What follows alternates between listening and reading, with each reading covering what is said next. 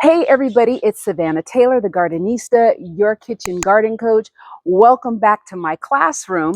Today we are going to learn how to plant yams, how to plant sweet potatoes, or however you call them in your neck of the woods. Over here we call them yams, but just to be clear, I'm not talking about the white sweet potatoes that you see in the grocery aisle, because I do know that sometimes you'll see it marked sweet potatoes and they're the white ones. Then they are sweet as well. However, I'm specifically talking about the reddish ones, the purplish ones, okay, the yams, and I'm actually growing the reddish ones, okay. So those are the ones that we have to get into the soil now if we want them in time for our fall holiday tables. And I don't know about you, but around here, sweet potato pies.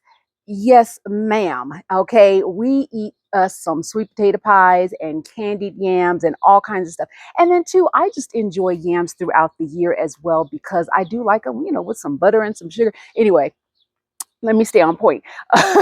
But I say that to say right now it's July. Okay.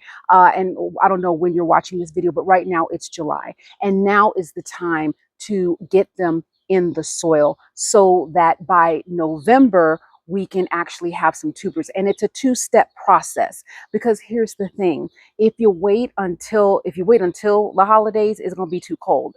Sweet potatoes, yams, they don't do nothing in cold weather. Okay, so don't try growing some freakish yams in snow, because you ain't gonna get no action. Okay, but the two-step process is this.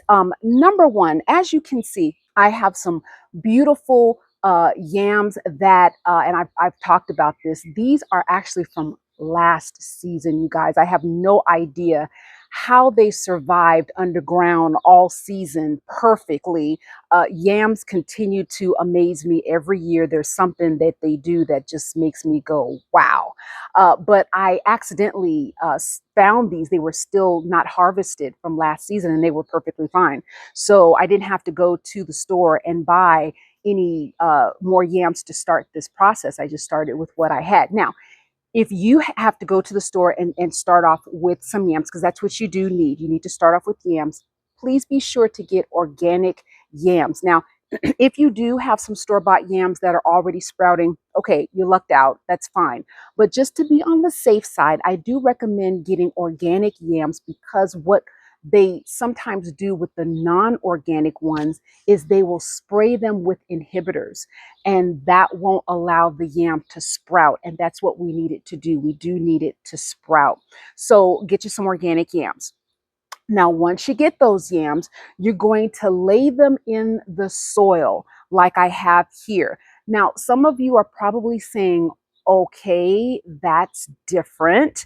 I've never seen anyone lay the whole yam in the soil.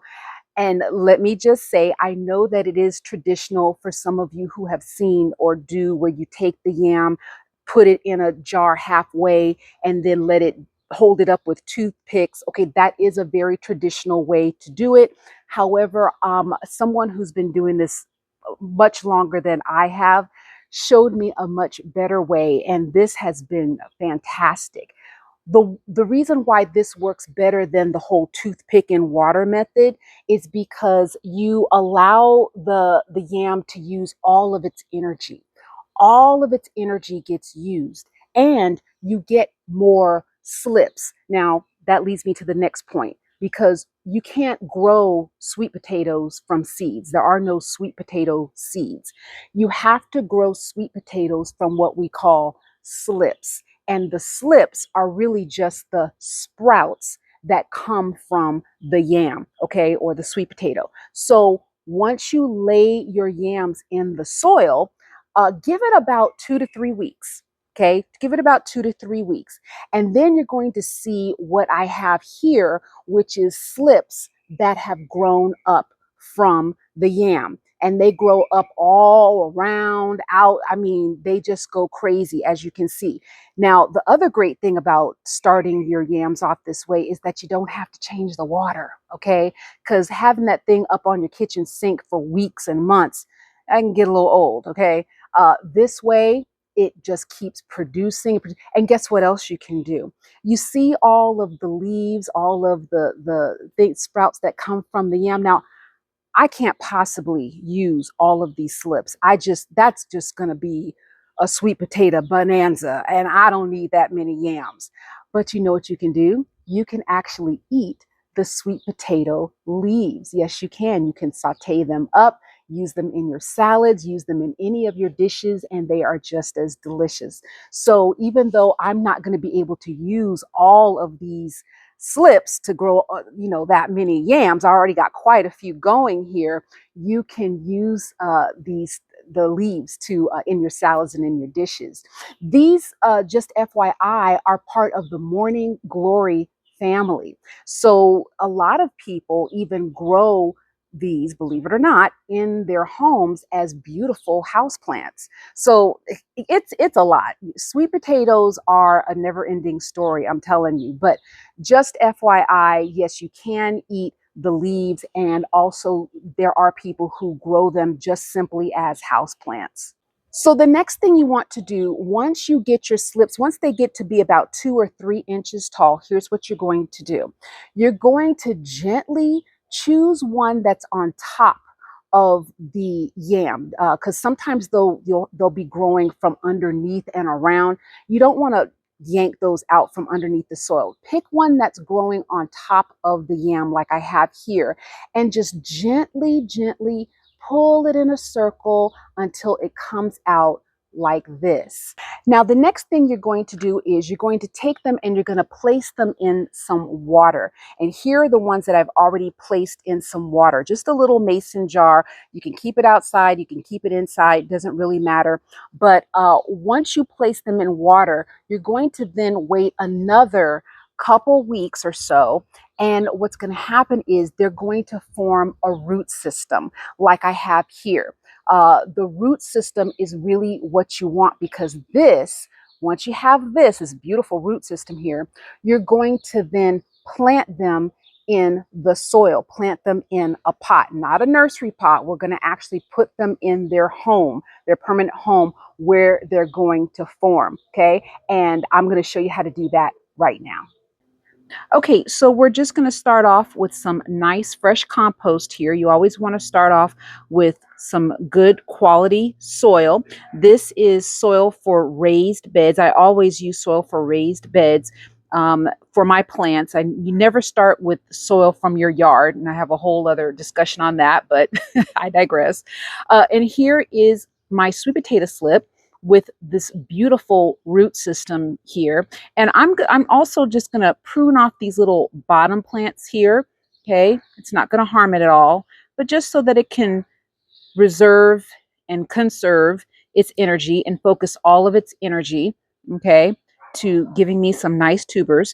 And this is the only one that I'm going to plant in this pot. This is just a 10-gallon pot, and this is the only one I'm going to plant in here, because I want to give it a chance to give me as many big tubers as possible. And as you can see, I'm trying to put it deep in there so that the roots can really stretch out. And actually, I can put it a little deeper.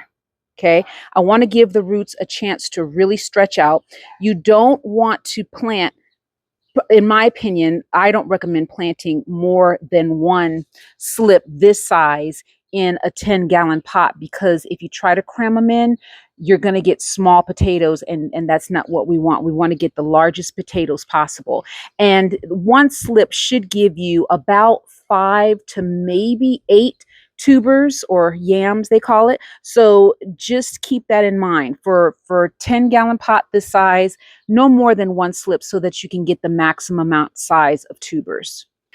And then I'm just going to take my watering hose and I'm going to really water this new soil really, really well. I talk about this in some other videos.